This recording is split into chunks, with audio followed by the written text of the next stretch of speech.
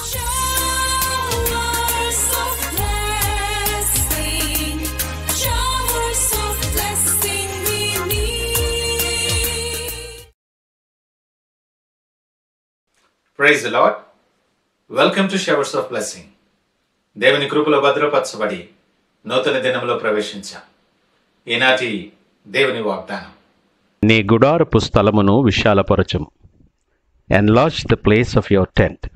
యెషయా గ్రంథం 54వ అధ్యాయం 2వ వచనం. Praise God. ఈ నూతన దినములో దేవుడు మీ కొరకు సిద్ధపరిచిన ప్రతి దీవెన ఆకాశపు వాకిళ్ళ విప్పి మీ మీద కృంభరించునుగాక. మరి ఒక నూతన దినాన్ని ఆరంభిస్తున్న నేపథ్యంలో ప్రేమ కలిగిన వాగ్దానము ద్వారా దేవుడు నిన్ను దర్శిస్తూ ఉన్నాడు. కరుణా సంపన్నుడైనటువంటి దేవుడు గొప్ప వాత్సల్యతతో నేను అభివృద్ధి పొందించే ప్రణాళికతో ప్రత్యేకించి నిన్ను దర్శిస్తూ ఉన్నాడు. ఈ ఉదయకాలం మన జీవన ప్రయాణపు అనుభవాలలో అనేకసార్లు మనం ఆగిపోయి ముందుకు ఇంక వెళ్ళటానికి దారి లేని పరిస్థితుల్లో, దిక్కు తోచని పరిస్థితులు అనేకసార్లు మనకి ఎదురై ఉంటాయి. డెడ్ ఎండ్స్ అంటాం. ఇంకేమీ లేదు ముందుకు వెళ్ళటానికి. అన్ని అవకాశాలు అయిపోయాయి, అన్ని ప్రయత్నాలు ముగిసిపోయాయి, ఇంకా అవకాశమే లేదు అన్న పరిస్థితుల్లో చాలాసార్లు మనం నిలబడి ఉంటాం. ఏం చేయాలో తెలియని పరిస్థితి. ఈ ఉదయకాలం నీతో మాట్లాడుతున్న దేవుడు సమస్తమును సాధ్యము చేయగలిగిన వాడు. పాడైన పట్టణాన్ని నివాస స్థలముగా చేయగలిగిన దేవుడు తన స్వరూపములో తన పోలిక చెప్పున చేయబడిన నిన్ను అతడు బాగు చేయలేడా? అరణ్యములో త్రోవ కలుగు చేయగలిగిన దేవుడు త్రోవ లేదని ఆగిపోయిన నిన్ను నడిపించలేడా? నీ త్రోవ సరళము చేయలేడా? కృప వెంబడి కృప కృమ్మరిస్తూ ఎక్కలేనంత ఎత్తుకు నిన్ను ఎక్కించగల సమర్థుడు ఉదయకాలం నీతో మాట్లాడుతున్నాడు. నువ్వు ఆగిపోవటానికి, ఆ డెడ్ ఎండ్లో ఉండిపోవటానికి, అర్థం కాని పరిస్థితులు చుట్టూ చుట్టబడటానికి కారణం ఏంటో తెలుసా? ఈ విషయాన్ని కూలంకషంగా ఆలోచన చేస్తే నీ ప్రాధాన్యతలే దానికి ప్రముఖమైన కారణాలు. నీ శక్తిని, జ్ఞానాన్ని, తెలివిని నమ్ముకొని స్వార్థపూరితమైనటువంటి ప్రణాళికలు, లోక సంబంధమైన ఆలోచనలతో నీ గుడారాన్ని అనగా నీ గుండె గదిని, నీ మనస్సును, నీ జీవితాన్ని నింపి అనేకమైన ప్రాధాన్యతలు కలిగి ఎలా తేల్చుకోవాలో, ఎటు వెళ్ళాలో అర్థం కాక అనిశ్చితి కలిగి అలాగ నిలబడిపోయి ఉండొచ్చు. ఈ నేపథ్యంలో జాగ్రత్తగా ఆలోచన చేస్తే నీ గుండె గది నిండా, నీ జీవితము నిండా, నీ మనస్సు నిండా నీకు స్వార్థపూరితమైనటువంటి ప్రాధాన్యతలే నింపబడి ఉన్నాయి. నిన్ను నడిపించి, నిన్ను పోషించి, సంరక్షించి, కాపాడుతున్న దేవునికి ప్రాధాన్యత కలిగిన స్థలం ఎక్కడా లేదు. మన ఆలోచనలు చాలా పరిమితి కలిగినవి. ఆయన ఆలోచనలు విస్తారములు. లేఖనం అంటుంది, మన తలంపుల కంటే ఆయన తలంపులు ఎంతో ఉన్నతమైనవి.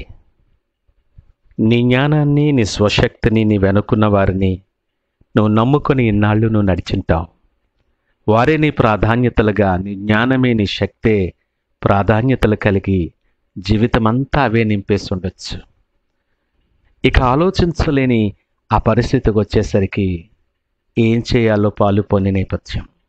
నువ్వు చేయవలసిన పని ఏమనగా నీ గుడారములో నుండి దుర్మార్గతను తీసివేయి. లోక సంబంధమైనటువంటి ప్రతి ఆలోచన తీసివేసి గుడారపు స్థలమును విశాలపరిచి ఆయనకు ప్రాధాన్యత ఇవ్వటం నేర్చుకో. ఆయనకు స్థలం ఇవ్వటం నేర్చుకో. లేఖనం అంటుంది, నీ ప్రవర్తన అంతటి యందు ఆయన అధికారానికి ఒప్పుకో. అప్పుడు మూయబడిన ప్రతి ద్వారం, నువ్వు నిలబడిపోయినటువంటి ప్రతి డెడ్ ఎండ్ దగ్గర అతడు అరణ్యములో త్రోవ కలుగు చేసినట్లు నీ త్రోవలను సరళము చేస్తాడు ఆయన. ఎప్పుడైతే నీ గుడాలాన్ని విశాలపరిచి ఆయనకు స్థలం ఇవ్వటం నువ్వు ఆరంభిస్తావో, నీవు కుడివైపునకు, ఎడమవైపునకు వ్యాపించేదవు. అంత మాత్రమే కాదు సుమా, గొప్ప వాత్సల్యతతో ఆయన నింపబోతున్నాడు నిన్ను. ఆయనకు స్థానమిచ్చి ఆయనకు నీ ప్రవర్తన అంతటి మీద అధికారం ఇస్తే నీ ప్రతి అడుగు ఆయన మారుస్తాడు. నీ మార్గాలు నూతనపరచబడతాయి. నువ్వు అడుగుపెట్టే స్థలాలు ఆయన ఆశీర్వదించబోతూ ఉన్నాడు. అనేక మందికి దీవెనకరముగా ఆయన మార్చబోతూ ఉన్నాడు. చీకటి నీ దగ్గరకు రాదు. నీ పాదములకు రాయి తగలకుండా ఆయన ఎత్తి పట్టుకొని ఉంటాడు. అపాయము నీ దగ్గరకు రానియకుండా కృపా కంచె నీ చుట్టూ కావలి ఉంచుతాడు. అనుకూలమైన సమయం. ఈ మాటలు వింటున్న ప్రియ దేవుని జనాంగమా, ఇన్ని దినాలు, ఇన్ని సంవత్సరాలు నీ కొరకు, నీ ఆశల కొరకు, స్వార్థపూరితమైన నీ క్రియల కొరకు నీ గుడారాన్ని విశాలం చేసావేమో. సంవత్సరాల ప్రయాస ఒక దగ్గర ఆగిపోయే పరిస్థితి వచ్చింటుంది. ఈ దినం ఆయన మాట్లాడుతున్నాడు. ఆయన నామము కలిగిన బిడ్డలుగా ఆయన వాక్యానికి లోబడి ఉదయకాల సమయం నీతో సూటిగా ఆయన మాట్లాడుతుండగా ఆయన కొరకు, ఆయనకు స్థానం ఇచ్చుట కొరకు, ఆయన వాక్యము నీలో నివసించుట కొరకు నీ గుడారాన్ని విశాలపరచగలవా? అద్భుతమైన దీవెనలు, నువ్వు ఊహించిన దానికంటే ఎక్కువ దీవెనలు నీ కొరకు సిద్ధపరచబడి ఉన్నాయి. అవన్నీ మనము స్వతంత్రించుకున్నలాగున ఆయన వైపు చూస్తూ ప్రార్థనతో ఈ దినాన్ని ఆరంభిద్దామా? ప్రార్థించుకుందాం. పరిశుద్ధుడు, ప్రేమ నమ్మకమైన మా యేసయ్య, స్తోత్రాలు, వందనాలు. ఉదయకాలం సూటిగా నాతో మాతో మీరు మాట్లాడారు. ఆయన మా గుడారాల స్థలములు విశాలపరచబడుట మాకు నేర్పించండి. నిజమే, ఈ లోక ప్రాధాన్యతలతో నింపబడి నీకు దూరస్తులుగా జరిగిపోతున్నాం. సహాయం దయచేయండి ప్రభా. మీ కొరకు స్థలాన్ని, మా గుడారపు స్థలమును విశాలపరచి నీకు సాక్షులుగా అనేక మందికి దీవెనకరముగా మేము జీవించలాగున సహాయం దయచేయమని, మీరే మహిమ ఘనత ప్రభావాలు పొందుకోమని యేసు పరిశుద్ధ నామమున అడుగుచున్నాం తండ్రి. ఆమేన్. God bless you.